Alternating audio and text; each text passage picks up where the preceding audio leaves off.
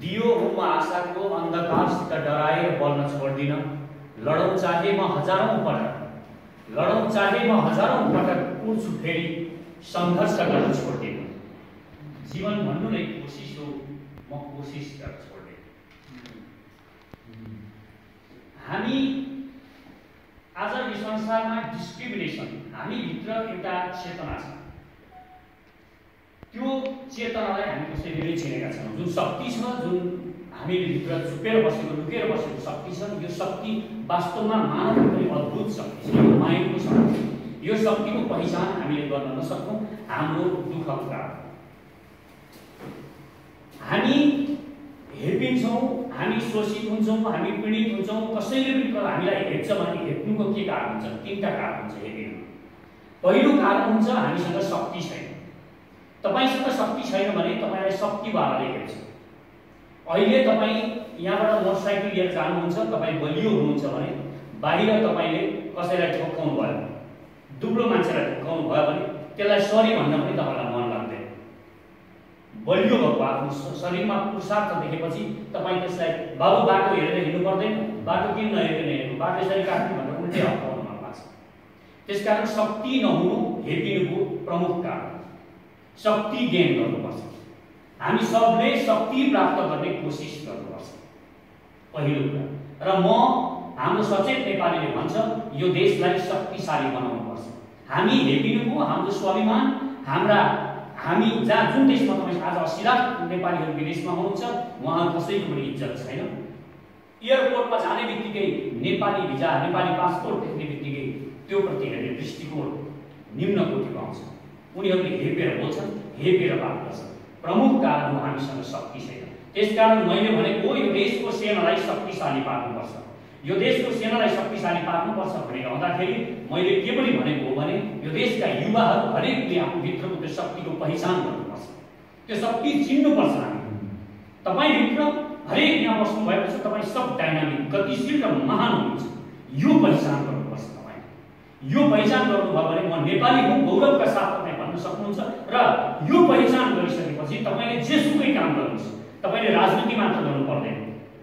तपाईँ व्यापार गर्नुहुन्छ, व्यापारमै तपाईँ करोडपति बनेर देखाउन सक्नुहुन्छ, अरबपति बन्न सक्नुहुन्छ। तपाईँ आज यहाँ तपाईँको बच्चाहरू खेलकुद गर्नुहुन्छ स्कुलमा, तपाईँले कन्फिडेन्स दिनुभयो, अहिले विश्व स्तरको कन्फिडेन्स उनीहरूलाई दिनुभयो भने यही बच्चो यहाँ खेल्ने, आज मैदानमा फुटबल बनाउने केटो भोलि ओलम्पिक जित्छ। पहिला कन्फिडेन्स गर्नुहोस्। हरेक बच्चामा प्यारेन्ट्स र स्कुलको काम तपाईँले किताब भोगाउने होइन, कन्फिडेन्स भोगाउनुहोस्, कन्फिडेन्स बुझाउनुहोस्। आज म सम्झिन्छु मेरो त्यो टिचरलाई, उहाँले अतिथि टिचर हुनुहुन्थ्यो, 1 घण्टा 2 घण्टा बोल्नुभयो, मलाई उहाँले बोलेको केही पनि याद छैन। बस उहाँले जाने बेलामा एउटा कुरा भन्नुभयो, ब्ल्याक बोर्ड हुन्थ्यो त्यो बेला, अहिलेको जस्तो व्हाइट बोर्ड हुँदैन थियो, ब्ल्याक बोर्डमा लेख्नुभयो एम हाई, त्यति हो। उहाँले 2टा शब्द लेख्नुभयो, एम हाई। आज पनि मेरो माइन्डमा त्यही एम हाई भन्ने छ। हरेक बच्चालाई एम लक्ष्य हाई बनाउन सिकाउनुहोस्। स्कुलले गर्ने काम यो, बच्चा आफै सिक्छ, तपाईँहरूले केही सिकाउनु पर्दैन। बच्चा हुनु भनेको सिक्नको लागि तयार भएर बसेकै हुन्छ, ऊ आएकै सिक्नको लागि। घरमा पनि हेर्नुहोस्, तपाईँलाई त्यो घरमा के छ, यो स्कुलमा अहिले के छ भनेर तपाईँलाई सायद जेबी सरलाई थाहा नहोला, तर एउटा बच्चा छोडिदिनुहोस् 3 घण्टामा यो यहाँ कुन ठाउँमा फुलको बोर्ड छ, कुन ठाउँमा क्यारम बोर्ड छ, कुन ठाउँमा के छ, सब बच्चाले थाहा हुन्छ। बच्चा सिक्न तयार भएर बसेका हुन्छ। त्यसकारण बच्चालाई सिक्नको लागि तपाईँले प्रेरणा मात्र दिने हो, तपाईँले सिकाउने हो, तपाईँले ज्ञान दिनु पर्दैन बच्चालाई। बस प्रेरणा दिनुहोस्, बाबु तिमी गर्न सक्छौ, यु क्यान डु, तपाईँ यो भन्नुहोस् बच्चालाई, यो शिक्षा। त्यसकारण यो भनेको के हो, इन्करेजमेन्ट, साहस गर्नुहोस्, प्रेरणा दिनुहोस् बच्चालाई, यो भन्दैछु। दोस्रो कुरा हेपिनुको अर्को कारण हुन्छ आर्थिक कारण। तपाईसँग पैसा छैन, अब म सरलाई उदाहरण दिन्छु, फेरि नरिसाउनु होला। यहाँ एकजना पढाउन भनेर आउनुभयो, मानिलिनु स्कुलमा, जेबी सेमु सरले अति राम्रो स्कुल चलाउनु भएको छ। अब एकजना विद्यार्थी आउनुभयो, उहाँसँग पैसा हुँदैन, पढ्नलाई टिचर आउनुभयो, उहाँसँग पैसा छैन, भोको छ, मानिलिनु बच्चा घरमा भोको छ। यहाँ सरले, जेबी सरले थाहा पाउनुभयो यो यस्तो छ, यसको क्वालिटी छ तर पैसा छैन, उहाँले थाहा पाउनुभयो। मैले सरलाई उदाहरण दिएको यसलाई अन्य ठाउँमा ठान्नु होला, यो उदाहरण मात्र हो। र उहाँले यहाँ 20,000 तलब दिनुहुन्थ्यो मानिलिनु एउटा टिचरलाई भने त्यो पैसा नहुने जसका बाध्यताहरू थाहा पाइन्छ उसलाई उहाँले 5000 महिनामा पनि काम गर्न सक्नुहुन्छ। मसँग गोजीमा पैसा छैन, अहिले हामीसँग पैसामा पैसा छैन, म पैसा लिएर आएको छु, यहाँ टन्न पैसा बोकेर आएको छु, हामी सबै भोका छौँ, कसैले पनि खाएको छैन बिहानदेखि। मैले के भनेको छु, यहाँ कार्यक्रम सकाउँ अनि म त्यहाँ तपाईँलाई खुवाउँछु है, दाल भात तरकारी एकदम मिठो खाना खुवाउँछु भनेको छु। तपाईँहरू सबै बस्नुहुन्छ हाई हाई गर्दै, मेरा कुरा मन पर्दैन तै पनि सुन्नुहुन्छ, किनभने खानुहुन्छ, पेटको सवाल छ, बस्नुहुन्छ। अनि मैले के गर्छु, कार्यक्रम सकिन्छ, मलाई त अरू पनि स्वार्थ छ, उहाँ पर अर्को कार्यक्रममा नि भिडियो छ मैले, अनि म के भन्छु एकैछिन है, अब के गरौँ भने हामी त्यहाँ छ, यहाँ खाना मिठो होइन छ, यहाँ नखाउँ, त्यहाँ जाउँ। मैले फेरि 1000 रुपियाँ यसको निकालेर देखाउँछु, 1000 रुपियाँ छैन त मसँग पैसा, अब योसँग पैसा छ, देख्नुहुन्छ तपाईँहरूले भोको पेट छ, पेट पुग्छ फेरि त्यहाँ, र त्यहाँ पनि जानुहुन्छ तपाईँ, फेरि 3 घण्टा बस्नुहुन्छ, बेलुका अन्तिममा हिँड्ने बेलामा भटमास खुवाएर पठाउँछु मैले, तै पनि मान्नुहुन्छ तपाईँले, पेटको सवाल छ। त्यसकारण पहिला पैसा कमाउनु छ, अर्थतन्त्र सवाल गर्नुपर्छ, सबल गर्नुपर्छ, धन कमाउनुपर्छ, हरेक युवाले कमाउनुपर्छ र यो राष्ट्रले पनि कमाउनुपर्छ। हामी यो देश अहिले संसारभरि हेपिनुको प्रमुख कारण हामीसँग धन छैन, एउटा अर्को कारण, र त्यसको हेपिनुको कारण हुन्छ शिक्षा। तपाईसँग बुद्धि छैन, हामीसँग बुद्धि छैन भने अर्कोले, अहिले जस्तो हामी भन्ने गर्छौँ यो देशमा बाहुन क्षेत्रीहरूले शासन गरे, जहाँ पनि बाहुन क्षेत्री किन छन्? बाहुन क्षेत्री एकचोटि सोचौँ हामी, बाहुन क्षेत्री किन छन्? यिनीहरूलाई पहिल्यै पण्डित त्यहीँ गर्नुपर्छ, पढ्नुपर्छ भनेर उहिलेदेखि यिनका बाबुआमाले सिकाए, यिनीहरू पढे, हामीलाई के गरे, अरूलाई तिमी जुत्ता बनाऊ, तिमी फलाम पिट, तिमी यहाँ कृषि गर, हामीलाई यो सिकाए। अब त्यो बेला विद्या भनेको फेरि विद्या नठान्नुस्, किताब पढ्ने मात्रै विद्या हो, तपाईको फलाम पिट्ने पनि विद्या सबैभन्दा राम्रो विद्या हो। म सम्झिन चाहन्छु मेरो गाउँका बुढाबालाई, विश्वकर्मा बालाई सम्झिन चाहन्छु। म सानोमा यो जोड्न चाहे मैले, यो धेरै दिन मैले गरेको छैन, म मेरी बहिनी हिँड्दाखेरि पनि हिँड्न सक्दिनँ, मेरी बहिनीले डोर्याएर मलाई हिँड्न सिकायो, यानि कि म कमजोर थिएँ सानो। र मलाई के मन पर्थ्यो त्यहाँ भने मेरो घर छेउमै कामी गाउँ छ, त्यहाँ बुढाबा हुनुहुन्थ्यो, उहाँ सबै छोराहरू कसैमा हली बस्नुहुन्थ्यो, कसैमा के गर्नुहुन्थ्यो, मेरो बुवा पनि किसान हुन्थ्यो, आफै जोत्नुहुन्थ्यो, र म त्यहाँ लगिदिनु भन्थेँ बुढाबाहरूमा। उहाँको आराम थियो, त्यो आराम तानेर मलाई बस्नुभन्दा राम्रो केही पनि लाग्दैन। उहाँ फलामको काम गर्नुहुन्थ्यो, उहाँ पिट्नुहुन्थ्यो र उहाँलाई दिनभरि सहयोग गरेर बस्थेँ म, दिनभरि म आराम तान्थेँ। र मलाई म आमाले घर भन्थेँ, किनभने हाम्रो गाउँको वातावरण तपाईँलाई थाहा हुन्छ, मानसिक चेतना पनि थाहा हुन्छ, कामी गाउँमा गएर बुढा कामीको आराम तानेर दिनभरि बस्छस् भन्नुहुन्थ्यो मलाई। अनि मैले भोलिपल्ट फेरि बुढाबालाई यही कुरा भने, बा हाम्रो आमाले त्यसो भन्नुहुन्थ्यो भने मैले बाले, अनि बाले मलाई एउटा कुरा भन्नुभएको छ, बा शिक्षित हुनुहुन्न थियो, हामी सबै अहिले हाम्रो गाउँमा कोवारा दक्षिणमा पर्छ झापाको, त्यहाँ सबैले उहाँलाई बुढाबा भनेर कोवारा गाउँमा जानुभयो भने बुढाबालाई नचिन्ने अहिले कोही छैन। उहाँ मलाई जानुभयो तर बुढाबालाई सबले चिन्छ। उहाँले मलाई भन्नुभयो, बाबु मैले के नराम्रो गरेको छु र त्यो बेला टुकी बाल्ने चलन है, बत्ती सत्ती केही पनि थिएन। उहाँले के भन्नुभयो भने, बाबु मैले के गल्ती गरेको छु र नराम्रो के गरेको छु र एउटा टुकी बनाएर एउटा घर उज्यालो हुन्छ भन्नुभयो। यो महान दर्शन, यो महान दर्शन हो, यो दर्शन समाउनुपर्छ होला हामीले।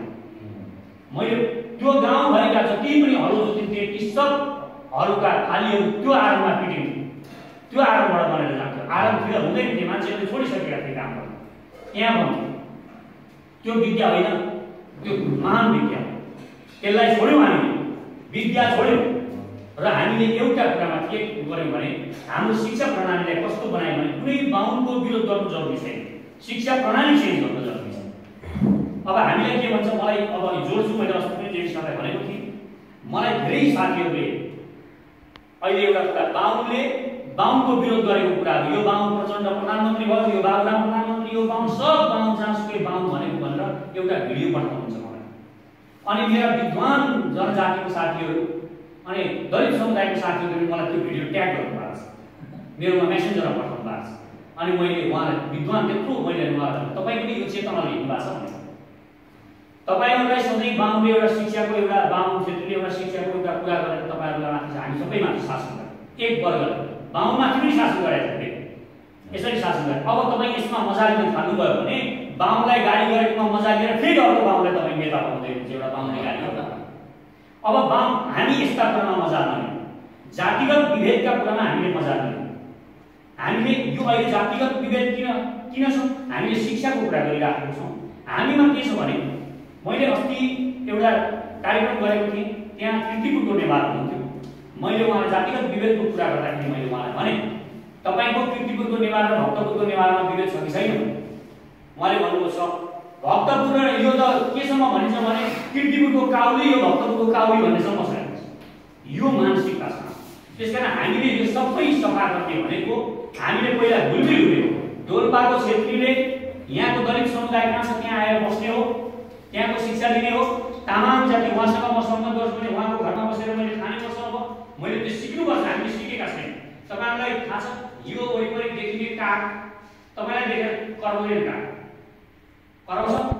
तपाईँलाई देखेर काग कराउँदैन। किनभने दिनै पछि देखिरहेको हुन्छ तपाईँलाई काग। म अचानक यहाँ आइपुग्यो भने काग कराउँछ। नयाँ देख्छौँले अचम्मको अनुहार देख्छ काग कराउँछ। हामी सबै काग कलाकार। एउटा तामाङदेखि बाहुन कराउँछ, एउटा नेवारदेखि दलित कराउँछ, एउटा मधेसको छोरोदेखि यताको कराउँछ। हामीले अर्काको अनुहार पचाउनै गाह्रो हो। किनभने हामीले देखेकै छौँ। हामीले पहिला यो देख्न सक्छ। यो देख्यौँ भने हामीले देश जोडिन्छ, अनि देश जोडिन्छ। त्यसकारण हामी यो जो पनि कराइरहेका छन् दलित यो बाहुन यो क्षेत्री यो जनजाति भनेर कराइरहेका छन् ती सबै काग हुन्। कागको दर्शनमा नलागौँ, कागको कुरा नसुनौँ। अब हामीले के बुझौँ भने बाहुनको छोरोलाई दलित समुदायमा ल्याएर 1 हप्ता गेस्ट बनाउनुहोस्, त्यहाँ ल्याएर राख्नुहोस्। त्यसलाई उहाँका दुःख तपाईँको संवेदनका कुरा भावनाका कुरा गर्नुहोस्। भावनाले जोडिन्छ देश। हामीले जोड्न जरुरी छ। हामी जोडिएका छौँ। हामीलाई राजनीतिले के गर्छ? हामी सचेत नेपाली किन कराइरहेका छौँ भने सबैले खालि जहाँ भोट देख्छन् त्यो भोट देखेपछि केटा हेरेर बोल्ने, बढी हिन्दू छन् हिन्दू हेरेर बोल्ने, बढी मुसलमान छन् मुसलमान हेरेर बोल्ने, जहाँ जनजाति छन् त्यहाँ जनजातिको लुगा लगाएर बोल्ने, अर्को शेर्पा पहाडको शेर्पा देख्नु पर त्यही शेर्पाको लुगा लगाइहाल्ने बोलिहाल्छ। हेर्नुहोस् सबै भोट हेरेर बोलिरहेका छन्। यसो गर्नु हुँदैन। बहुमत हेरेर नबोल्नु, सत्यमा अडिनुहोस्, सत्य हेरेर बोल्नु। सत्य हेरौँ। सत्य भनेको के हो भने हामीले अशिक्षाको कारणले एक अर्कामा अन्तर हुन नभएर हामी एक अर्का बीच नबसेर तामाङको कल्चर मैले नबुझेर बाहुनको के हो दुःख नबुझेर एउटा दलित समुदायभित्र नबसेर हामीले एक अर्कालाई बुझेका छौँ। यो बुझ्न जरुरी छ। यो बुझ्यौँ भने देश जोडिन्छ। एउटा मधेसको छोरो देख्ने बित्तिकै हामीले यहाँ धोती भनेर अहिले नाच्नु किन खुम्चिन्छ भने हामी त्यो समुदायमा बसेनौँ। हेरेनौँ। सचेत नेपाली यो तोड्न चाहन्छ। सचेत नेपालीले चाहेको हामी कोही पनि मैले भन्दै गरेको छु मेरा साथीहरूलाई हामी यिनीहरूभन्दा धनी पनि छैनौँ। यी नेताहरूभन्दा यिनीहरूले अकुत सम्पत्ति लुटिसकेका छन्। यो देशमा त्यति भ्रष्टाचार भएको छ। यो देशलाई 100 वर्ष बसी खान पुग्ने सम्पत्ति यिनीहरूले लुटिसकेका छन्। र अर्को कुरा हामी यिनीहरूभन्दा विद्वान पनि छैनौँ। हामी के चाहिँ गर्छौँ त समर्थन? मलाई साथीहरूले भन्नुहुन्छ तपाईँसँग धन पनि छैन, तपाईँसँग बुद्धि पनि छैन, अनि तपाईँसँग शक्ति पनि छैन, शक्ति पनि उनीहरूसँग छ भने तपाईँ कसरी समर्थन गर्न सक्नुहुन्छ? यिनीहरूलाई कसरी जित्नुहुन्छ भनेर मलाई सोध्दैछ। म भन्ने गर्छु हामीसँग एउटा कुरा छ, नैतिकता र इमानदारिता। हामी सबलाई यो कुरा सिकाउँछौँ। यी नेतामा नभएको एउटै कुरा भनेको यही नैतिकता र इमानदारिता हो। यति छैन सबै कुरा यिनीहरूसँग छ। यिनीहरू आफ्ना जे पनि गर्छन् आफू मन्त्री हुन, प्रधानमन्त्री हुन र राजा हुनको लागि गर्छन्। अहिले ज्ञानेन्द्र राजा हुनको लागि लडिरहेका छन्, प्रचण्ड अहिले प्रधानमन्त्री हुनको लागि लडिरहेका छन्, अनि केपी ओली प्रधानमन्त्री बचाउनको लागि लडिरहेका छन्। यी सबै आफ्नो पद जोगाउनको लागि मात्र लडाइँ गरिरहेका छन्। र हामी चाहिँ के भनिरहेका छौँ भने पुरा युवालाई, यो देशको युवालाई राज्य सत्ता सुम्पनुपर्छ भन्दैछौँ हामी।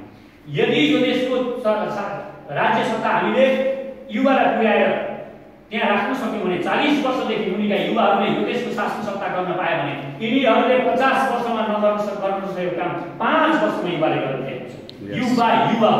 युवासँग सोच पनि युवा हुन्छ, डाइनामिक हुन्छ, भेट्नु परे भेट्छ, गर्नु परे गर्छ। युवा त्यस्तो हुन्छ। त्यसकारण युवालाई शक्तिमा पुर्याउनुपर्छ भनेर हामी आएका हाम्रो यो चाहना छ। र यो चाहनालाई म तपाईँहरूसँग एकदमै अनुरोध के छ भने हामी देश जोड्न हिँडेका हौँ। देशमा हामी डिस्क्रिमिनेसनका भेदभावका कुनै पनि कुराहरूलाई हामी स्वीकार गर्दैनौँ, मान्दैनौँ। पहिलो कुरा र दोस्रो कुरा हामी शक्तिशाली बन्नुपर्छ र हामीलाई शक्तिविहीन बनाउने हामीलाई लडाइँ छ। यहाँ हामीलाई अहिले विदेशीहरूले के गरिरहेका छन् भने हामीलाई यो भेदभावलाई अझ बढाइरहेका छन्। दलितलाई दलित भन्दै जाउँ अनि दलित पनि छुट्याइदिन्छ पछि फेरि। एउटा कुरा बुझ्नुहोस् फेरि, यो जो हामीलाई लडाएर खेल्ने बानी भएको छ त्यसले के गर्छ? दलित भन्छ। अहिले पहिला बाहुन र उसको लडाइँ आउँछ, त्यस पछाडि दलित भित्र पस्छ र त्यहाँ एउटा दबाईको छोरो र एउटा विश्वकर्माको छोरो र सार्कीको छोरो बिच फेरि लडाइँ आउँछ। हेर्नुहोस् यो भेदभाव गर्नेले लडाइँ लाउँछ। ऊ मधेसमा जान्छ, मधेसमा तपाईले त्यही भन्छ र त्यहाँ भने थारू र राजवंशीको लडाइँ हुन्छ। त्यसकारण यो लडाइँ लाउनेहरू जो पनि बोल्छन् टक्कारोस् भनिहाल्नु, टक्कारोस्। कुनै पनि जातिगत विरोधमा कोही उत्रिन्छ टक्कारोस् भनिहाल्नु। र एउटा कुरा मेरो अनुरोध छ, कसरी जोड्दैन? म बाहुनले मैले बाहुनका विकृति विसङ्गतिहरूको बारेमा बोलेँ भने तपाईहरु हाँस्नुहुन्छ, सबैजना हाँस्नुहुन्छ, मजा आउँछ, बाहुन पनि रिसाउँदैन। ए हो नि, यो त हामीभित्र छ नि भन्छ, हो भन्छ। र जहिले पनि विरोध गर्दाखेरि र विकृति विसङ्गतिलाई विरोधै नगर्ने भनेको होइन, गर्ने, तर पात्र छान्ने, कसले गर्ने, पात्र छान्नु पर्छ। एउटा विश्वकर्माको छोराले उभिएर यो जनजातिका यी ठेडेहरू यस्तो उस्तो भनेर बोल्ने होइन, यो चाहिँ पार्टी भन्छ यो फेन्सेबर भन्ने होइन। उसले आफूभित्रका विकृति देखाउने अनि त्यहाँ उनीहरूका दुःखका कुराहरू के छ त्यो चाहिँ गर्ने। तामाङभित्र पनि दुःख छ, दलितहरूभित्र, यो पुरै देशमा दुःख छ। पहिलो कुरा हामी के बुझौँ भने यो पुरा देश दुखी छ। तपाईँ डोल्पामा जानुहोस्, छेत्री दुखी छ। डोल्पाबाट तपाईँ तल झर्नुहोस्, जनकपुरतिर आउनुहोस्, त्यहाँ जानुहोस्, मधेसको छोरो दुखी छ। तपाईँ काठमाडौँमा आउनुहोस्, कीर्तिपुरमा आउनुहोस्, नेवारको छोरो दुखी छ। त्यसकारण यो देशमा कोही पनि सुखी छैन, किनभने हामीलाई फुटाएर यो देशका राजनेताहरूले शासन गरेका गरेछन्। हामीभित्र खेलेर उनीहरूले भोट पाएका छन्, सधैँ भोट जितेका छन्। हामीलाई दुःखमा राख्दा उनीहरूको विजय प्राप्त हुन्छ। अब यो दुःखलाई चिर्न जरुरी छ। यो दुःख चिर्नको लागि एउटै काम भनेको हामीले मिल्नु पर्यो। हामी मिल्यौँ भने यिनीहरूको राजनीति सकिन्छ। हामीहरू फुटिन्जेल यिनीहरूले राजनीति गर्ने। त्यसकारण म सचेत नेपाली अहिले महाअभियान भनेर हामी अगाडि बढेका छौँ। यो एउटा शक्तिशाली पार्टी हुँदैछ, म यहाँलाई विश्वास दिलाउन चाहन्छु। र आउने निर्वाचनमा 2 वर्षमा हामी सरकार बनाउँछौँ भन्ने हामीले आत्मविश्वास लिएका छौँ। र मलाई मेरो देशका हरेक युवाहरूले, साथीहरूले मलाई अघि बढ्नुहोस् भन्नुभएको छ र उहाँहरूले मलाई सधैँ सचेत गराउँछ, नबिग्रिनुहोस् है, नबिग्रिनुहोस् है भन्नुहुन्छ मलाई जतिखेर। किन भन्नुहुन्छ त्यसो? किन भन्नुहुन्छ? हाम्रो विश्वास नगर्नुहोस् है भन्नुहुन्छ। किन भन्नुहुन्छ? कसैको विश्वास छैन। अनि मैले भन्ने गरेको छु, मलाई पनि विश्वास नगर्नुहोस्, म सँगसँगै आउनुहोस्। हामीले कसैलाई पनि विश्वास गरेर नछोड्ने। यहाँ पनि म भन्छु, यहाँ प्रिन्सिपललाई पनि विश्वास गरेर नछोड्ने। प्रिन्सिपलको पछाडि टिचर लाउने हो, टिचरका पछाडि विद्यार्थी लाउने हो, पढाएको छ कि छैन हेर्ने हो, राम्रो गरेको छ कि छैन हेर्ने हो। एक अर्काको चेक एन्ड ब्यालेन्स हुनुपर्छ, नत्र मान्छे कुनै पनि बेला बिग्रिन्छ। मान्छेको स्वभाव हो बिग्रिने। मान्छेलाई अलिकति अहङ्कार जगाइदियो भने मान्छे अहिलेको अहिले तपाईसँग शक्ति छ, पावर छ, ठोक्नुस् न, यहाँ भन्दियो भने ठोक्न गइहाल्छ। यो अहङ्कार जगाउने कुरा हो, यो ह्युमन नेचर।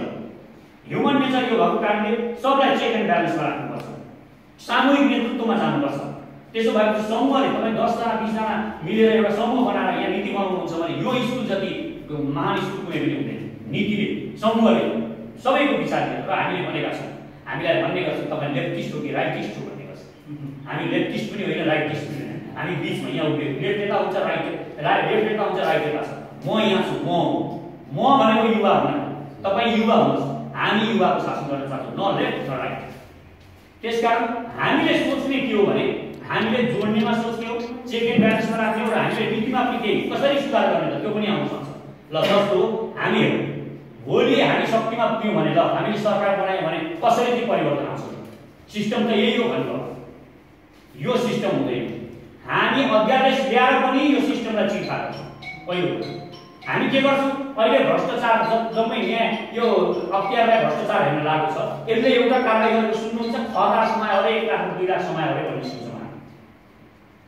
1 लाख 2 लाख वाला समाज अरू समाज किनभने जम्मै भूतपूर्व कर्मचारीहरूलाई त्यहाँ लगेर राख्छ कि दलाल कोइला खाँदा गरेर लुट्नु देश लुटेका छन्। अघि उहाँले जनजित सरले भन्नुभएको, यता पनि हाले विदेशमा लगेर थन्क्याए, अब फेरि लुट्नलाई त्यहाँ जागिर लिनलाई गरिएको छ। फेरि अख्तियार हामी त्यो गर्दैनौँ। अख्तियारलाई हामी सिधै यो राजनीतिक सरकारबाट निकाल्छौँ, राष्ट्र प्रमुखमा हामी लान्छौँ र राष्ट्र प्रमुखमा लगेर अख्तियारमा 40 वर्षदेखि मुनिका केटाहरू जो पार्टीका सदस्य छैन तिनीहरूलाई खुल्ला लोकसेवाबाट भेडाउँछौँ। ती आउँछन् एकदम बोल्ड केटाहरू, बुलन्द केटा, रिफ्रेस युवकहरू आउनुहुन्छ र हेर्नु अनि कुन चाहिँ भ्रष्ट पाँचको छ कुना पुगेर हामी त्यसरी यिनीहरूलाई ठिक पाउँछौँ अख्तियारमा। र अदालतमा भ्रष्टाचार छ। तपाईँलाई अहिले यहाँ मेरो गाडीमा एसिड हानियो, हेर्नुहोस् यो दुःखको कुरा हुँदैछ। मेरो गाडीमा कुनै बेला एसिड हान्दा मैले जाहेर दरखास्त दर्ता गर्न सकिनँ। म जतिको मान्छे देशका अरूको के हाल हो? सोर्सको त्यति लाग्यो। मैले त जाहेर दरखास्त मेरो लिएन पुलिसले भने यहाँ एउटा निर्दोष मानिसको न्याय पाउँदैन। पुरा अदालत भ्रष्ट छ। यो भोलि महानानीको मुद्दा लगाउन नो टेन्सन। अदालत पुरा भ्रष्ट छ, अदालतलाई के गर्ने? फेरि राष्ट्र प्रमुखबाट एउटा विशेष अदालत बनाउने, विशेष अदालत बनाउने। एउटा पनि मान्छेले निवेदन हाल्यो भने त्यो अहिले सर्वोच्च अदालतको न्यायाधीश जो हुनुहुन्छ उहाँलाई यिनले भ्रष्टाचार गरे भनेर एउटा मान्छेले निवेदन हाल्दा त्यो विशेष अदालत सक्रिय बनाउने। त्यो विशेष अदालतमा यी दलाल कुनै नलाने, अहिलेका यी भूपू न्यायाधीश लाने होइन। यहाँ रिफ्रेस 40 वर्ष मुनिको केटो आउँछ, काम पढेर युवा आउँछ, त्यहाँ खुल्ला लोकसेवाबाट भेटेर आउँछ, कोही प्रतिमाया गर्दैन, भ्रष्टलाई ठोक्छ। त्यसकारण त्यस्ता युवाहरू ल्याएर देश चलाउनुपर्छ। देश यसरी चलाउने हो अनि चल्छ देश। हाम्रो भोलि के हामीले सोचेका छौँ, अब एउटा मन्त्री आउँछ, मन्त्री हुन्छ, साडीलाई लगेर पिए बनाउँछ, साडो भाइको छोरो बनाउँछ, उसको नजिकको मान्छे जो उसले जे भनौँ त्यो मान्छे गरेर पिए बनाउँछ। पिए बनाएपछि के हुन्छ? भ्रष्टाचार त्यहाँबाट सुरु भयो। हामी 7 पुस्तामा पिए बनाउन दिँदैनौँ कुनै मन्त्रीलाई, कुनै पदमा पुगेको मान्छेलाई। 7 पुस्ताको मान्छे आमापट्टिको र बाउपट्टिको राख्न पाउँदैन, त्यो गरेर एउटा हुन्छ। र हामी अर्को पनि गर्दैछौँ। कोही मान्छे अहिले हेर्नुहोस् तपाईँ, गोते बुढा बोल्न नापुसिसक्यो, बोल्न आउँदैन, पुरै मर्ने बेला भइसक्यो, अध्यक्ष पार्टीका अध्यक्ष यस्ता मान्छे छन्। युवकलाई पुरै शक्ति युवाको पछाडि छ, कोही अगाडि जान सक्दैन। यत्रो भङ्गालो यहाँबाट जोस ऊर्जा बढ्दो छ, यहाँबाट जाँदै गयो भने त्यो ढोका सानो हुन्छ। हामी यहाँ अहिले 1000 जना आँट्यौँ भने पनि त्यो ढोकाबाट निस्किनु नाप्ने 1 जना हो नि, ढोका सानो भएको छ। र यो देशको राजनीति पाइप लगेर यस्तो राखेर विकास गर्ने ठाउँमा युवा कोही जान पाउँदैन, बुढोले छिटेर बसेको छ। अब त्यो तपाईँ सम्झिनुहोस्, 9 विषयमा एउटा थोत्रो ट्रकले बाटो छेको, पछाडि मर्सिडिज कार छ, मर्सिडिज कार चल्छ, चम्चमाउँदो मर्सिडिज कार लिएर तपाईँ आउनु भएको छ, बुढो ट्रक लिएर 20 वर्ष अगाडिको ट्रक छ, धुवा फ्याँकेको छ, अगाडि बढ्न सक्दैन। अब त्यसलाई के गर्ने? छोड्न मान्दैन बाटो। युवकले हौसला राख्नु पर्यो, ट्रक पल्टाउनु पर्यो, हाल्नु पर्यो, त्यहाँ मर्सिडिज लिएर अगाडि बढ्नु पर्यो। के को बुढाको शासन स्वीकार्ने? यस्तो शासन स्वीकार्ने हामी युवकहरूले अब देशका युवकहरूलाई अगाडि बढाउनु पर्यो र यो किसिमले अगाडि बढाउनु पर्यो। युवकहरूले देश एकचोटि युवाले देश चलाओस्। हेर्नुहोस् तपाईँ, 100 किलोमिटर र 200 किलोमिटरको लागि हामी 50 अरब कति अरब विदेशीबाट आउँछ भनेर मक्क परेर यहाँ। यदि त्यसका 300 किलोमिटरको बाटो त यदि हामी पुग्यौँ शक्तिमा भने हाम्रो नवनिर्माण सेनाले यो हनिमुन पिरियड भन्छ नि, 3 महिना 100 दिनको पिरियड हुन्छ सरकारको, त्यो 100 दिनमा हामी 330 किलोमिटरको बाटो जिल्ला विश्व स्तरका बाटो बनाइदिन सक्छौँ। हामी मान्छे त्यसरी युवाहरूलाई खटाउँछौँ, युवाले गर्छ देश बन्नु। अहिले युवाको हरेक युवाको चाहना छ मेरो देश बनोस्। अहिले सबै यस्ता यो देशका नेता, यो देशका सबैले के गर्यो भने आफूभन्दा माथि सोचेन। जब तपाईँ देशको लागि सोच्ने मान्छे सबै त्याग्नुपर्छ, परिवार पनि छोड्नुपर्छ, मेरो सबै कुरा छोड्नुपर्छ। मसँग सबै कुरा छ, मसँग 2-3टा गाडी छन्, घर छन्, जग्गा छ, करोडौँ कमाएको छु। अब म चप्पल लाएर काठमाडौँ छिरेको, म एउटा किताब लेखेर सुरु गरेको मैले, किताब छापेर सुरु गरेको र म केही पनि चुप लागेर म हारेर बसेको भए अहिले पनि सपनमै हुँदिरहेको हुन्थ्यो मलाई। तर मैले हौसला राखेँ र यो मैले कसरी प्राप्त गरेँ? यो देशका जनताले मलाई त्यो मेरो किताब किनिदिनु भयो। पहिला कुरा यो ख्याल गर्नुहोस्, मैले मलाई चन्द्रमाबाट कसैले धनी बनाएको होइन। यो देशका नागरिकले एउटा मेरो किताब किनिदिनु भयो र मैले पैसा कमाएँ भने अब यो सम्पत्ति म मेरो देशको जनताको लागि किन लुटाउन सक्छु? जसले दिन्छ त्यसको लागि गर्न सक्नुपर्छ। र भोलि मलाई चाहियो भने आज म सकेँ मैले भने पनि भोलि मलाई 1 रुपियाँ उठाएर पनि यो देशको नागरिकले पाल्नुहुन्छ। त्यसकारण नागरिकप्रति विश्वास गर्नु सबैभन्दा ठुलो कुरा। नागरिक र जनताप्रति विश्वास गर्नुपर्छ। तपाईँ होटल खोल्नुहुन्छ, तपाईँ केही गर्नुहुन्छ भने देशका नागरिकप्रति विश्वास गर्नु। मैले सबैलाई यो भन्ने गरेको छु, नागरिकले सबै कुरा दिनुहुन्छ, जनताले सबै कुरा दियो, तपाईँलाई कसैले अरूले दिँदैन। शक्ति तपाईँलाई विदेशीले दिएको होइन, यहाँका नेताहरू विदेशीले शक्ति दिएको भन्ने भ्रममा छ। शक्ति विदेशीले दिएको छैन, शक्ति यहाँका नागरिकले दिएको। नागरिकको सम्मान गर्नु, जब तपाईँले ह्युमन बिङ मान्छेको सम्मान गर्ने कला सिक्नुहुन्छ, जसले मान्छे यहाँबाट मन्त्री आउँदाखेरि चाहिँ स्याम्पल सर यहाँ झुकेर बोल्ने, एउटा गरिब मान्छे आयो भने झुक्न झुक्ने, यो भयो भने यो सबभन्दा ठुलो पाप हो, यो सबभन्दा ठुलो डिस्क्रिमिनेसन। चाहे मन्त्री आओस् चाहे प्रधानमन्त्री आओस्, त्योसँग तपाईँ जति सम्मान दिएर बोल्नुहुन्छ, एउटा किसान चप्पले किसान यहाँ आउँदाखेरि, एउटा मजदुर आउँदाखेरि, यो स्कुलमा काम गर्ने मजदुरसँग पनि तपाईँले त्यसरी बोल्नुहुन्छ। म यो भोलि चौकीदारको यहाँबाट चौकीदार तपाईँलाई नाम आउँदैन भने धेरै धनी भएको चौकीदारको नाम आउँदैन, पहिला चौकीदार चिन्नुपर्छ तपाईँ त्यो ठाउँ। त्यसकारण हामीले यो भेदभाव नगरौँ। भेदभाव नगर्नको लागि एउटा कुरा मान्छे जबरजस्ती पनि गर्नु पर्दैन। जबरजस्ती नगर्ने, हामीले माइन्ड खुला राख्ने। अहिले म यहाँ छु, यो कोठामा देखिरहेको छु मैले, हामी सबै यो कोठाभित्र देख्छौँ। अब मानिलिउँ एउटा सानो कमिलो जत्रो म थिएँ, म कमिलो जत्रो थिएँ भने म यहाँ हुन्थेँ, म के देख्थेँ, यो कुरा कोठा देख्थिनँ थिएँ, यसको पिन मात्र देख्थेँ मैले, यसको पिन देख्थेँ। र त्यो कमिलो जत्रो मान्छेलाई के हुन्छ, कमिलो जत्रो मान्छे भनेको बुझ्नुहोस्, कमिलो जत्रो सोच हुँदैछ। त्यसले के गर्छ, यो हेर्छ यहाँ तलबाट जे देख्छ त्यो मात्रै हेर्छ। जस्तो हात्तीलाई हेर्दा त्यो हात्तीको तल छ एउटा कमिलो जत्रो मान्छे, त्यसले के देख्छ, कमिलाको बुट्टा देख्छ, हात्तीको बुट्टामा देख्छ, हात्तीको तलको हात देख्छ। अनि उसले के भन्छ, हात्तीको यस्तो हुँदो रहेछ, यस्तो हुँदो रहेछ, यस्तो हुँदो रहेछ, उसले व्याख्या गर्नुपर्छ, त्यति गर्छ। अब तपाईँ अलिकति माथि उठ्नु पर्यो, थोरै हात्तीभन्दा माथि जानुहुन्छ भने तपाईँले के देख्नुहुन्छ, हात्तीका कान, सुँड, त्यसका सबै कुरा देख्नुहुन्छ र तपाईँका पैर तल, खुट्टा तल हुन्छन्, तपाईँले तलको हात पनि सबै कुरा थाहा पाउनुहुन्छ, तपाईँले पुरा हात्तीको व्याख्या गर्न सक्नुहुन्छ। अझ त्योभन्दा माथि जानुभयो भने तपाईँले त्यो चौरीकै व्याख्या गर्न सक्नुहुन्छ र अझ माथि जानुभयो भने यो पृथ्वीको व्याख्या गर्न सक्नुहुन्छ र अझ माथि उठ्दै जानुभयो भने तपाईँ ब्रह्माण्डको व्याख्या गर्न सक्नुहुन्छ। व्याख्या यसरी हुन्छ। तपाईँ त्यसकारण कमिलो जत्रो सोच नराखौँ, विश्व हेर्ने दृष्टिकोण राखौँ। विश्वलाई सोचेपछि अनि कुरा सबै कुरा मिल्दै जान्छ। र पहिला विश्व हेर्नुभन्दा अगाडि आफ्नो देशलाई, नेसन, राष्ट्रलाई माया गर्नुपर्छ। राष्ट्रलाई, राष्ट्र सबैभन्दा ठुलो, धर्मभन्दा, जातभन्दा, मेरो परिवारभन्दा, मेरो बाबुआमाभन्दा, मेरो सबै कुराभन्दा मेरो राष्ट्र हो, किनभने मेरो राष्ट्रले सबै कुरा मलाई दियो। त्यसकारण राष्ट्रलाई फर्स्ट भनेर मानव जोडेछौँ। त्यसकारण यो लाइनमा हामी हिँड्न चाहन्छौँ र यो देश यो लाइनमा हामी देशलाई डोर्याउन चाहन्छौँ। हाम्रो सचेत नेपाली महाअभियानको लक्ष्य जो हामी पार्टीमध्ये छौँ, हामी जन्मिसकेका छैनौँ, त्यही म यहाँलाई रिक्वेस्ट गर्छु, हामी जन्मन बाँकी छ। हामी जन्मिँदा कुकुरको बच्चा जसरी जन्मिन चाहँदैनौँ, हामी हात्तीको बच्चा जस्तो हिरो जन्मिन्छौँ, 18 महिना पुग्छौँ, बच्चा जन्मिन्छ, तर 18 महिना पछाडि हामी हात्तीको बच्चा यहाँ कम्पन उत्पन्न गराउँछौँ। हामी जन्मिँदा कम्पन हुनुपर्छ हामी, र यो कम्पन उत्पन्न गराउनलाई एउटा शक्ति, नयाँ शक्ति ल्याउनुको लागि तपाईँ एकको महत्त्व हुन्छ। अहिले नजन्मदै हामी जति यति जोडिएका छौँ, यो हाम्रो शक्ति हो। तपाईँ एकका आवाज हामीलाई सपोर्ट, अब हामीलाई तपाईँले थपथपाइदिनुपर्छ, हाम्रा कार्यक्रममा आइदिनुपर्छ, यसमा अगाडि बढ्नुपर्छ, किनभने हामीसँग कुनै स्वार्थ छैन।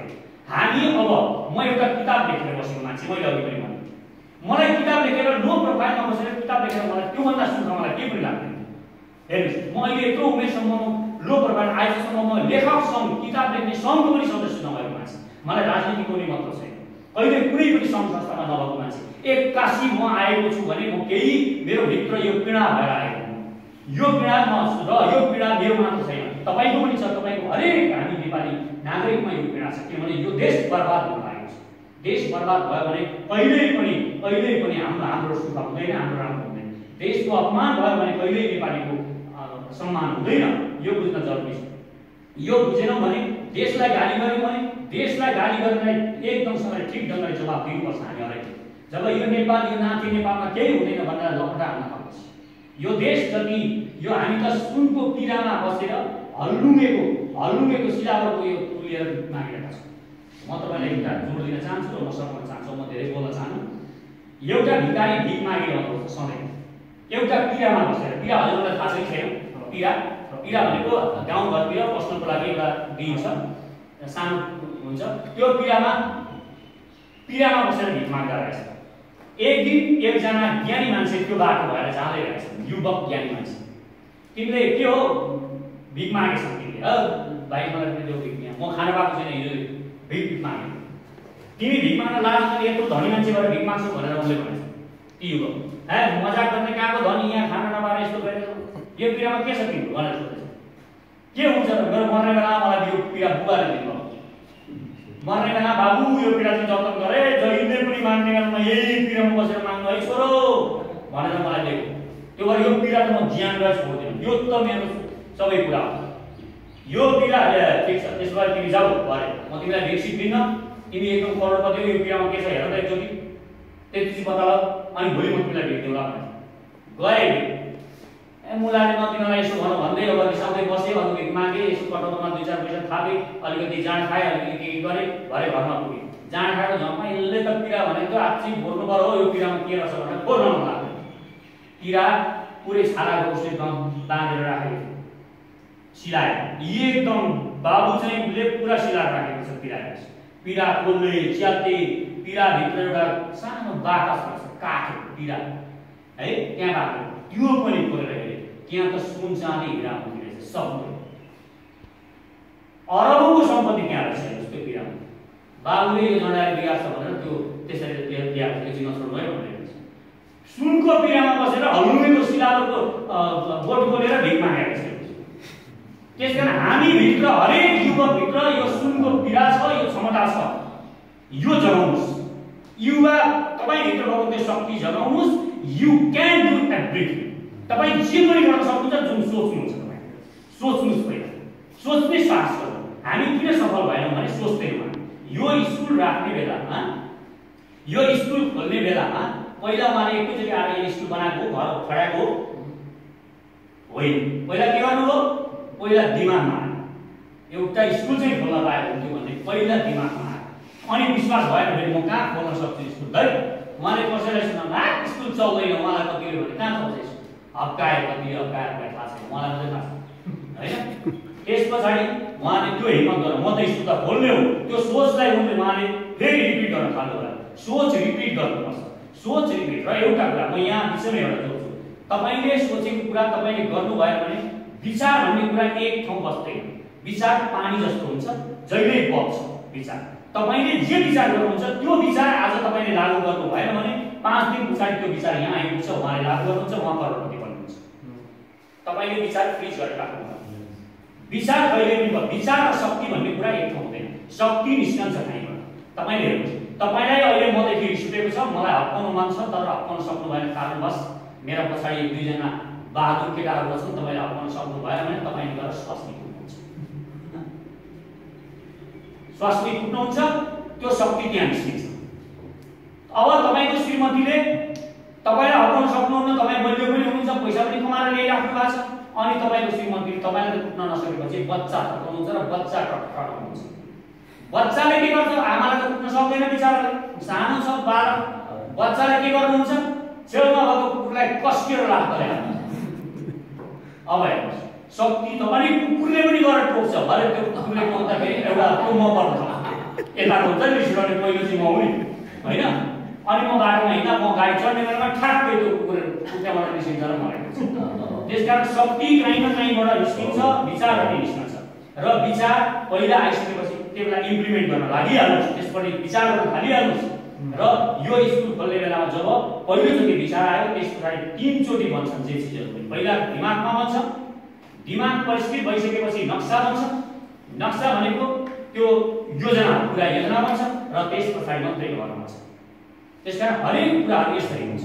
त्यसकारण यो स्टाइलबाट हामीले सोचौँ, यसरी यो देशलाई शक्तिमान बनाउँ र युवाहरूलाई जोस दिने र युवाहरूको भित्र उहाँलाई शक्ति दिने भने होइन, मैले उहाँसँग अलरेडी शक्ति छ, पावर छ, त्यो शक्तिलाई हामीले निकाल्नु, चिनाइदिउँ। तपाईँ लाइन नै हो, तपाईँले जे सोच्नु भएको छ कमजोर भनेर त्यो होइन, तपाईँ लाइन हो भनेर हामीले उहाँलाई बुझाउँ। त्यो बुझाएपछि हरेक युवाहरू आउनुहुन्छ र यसरी हामी देशमा युवा शक्तिलाई जगाएर, युवा शक्तिलाई जगाउनु पर्यो। पहिला जगाएर शक्ति जगाइसकेपछि अनि सत्ता दिनु पर्यो।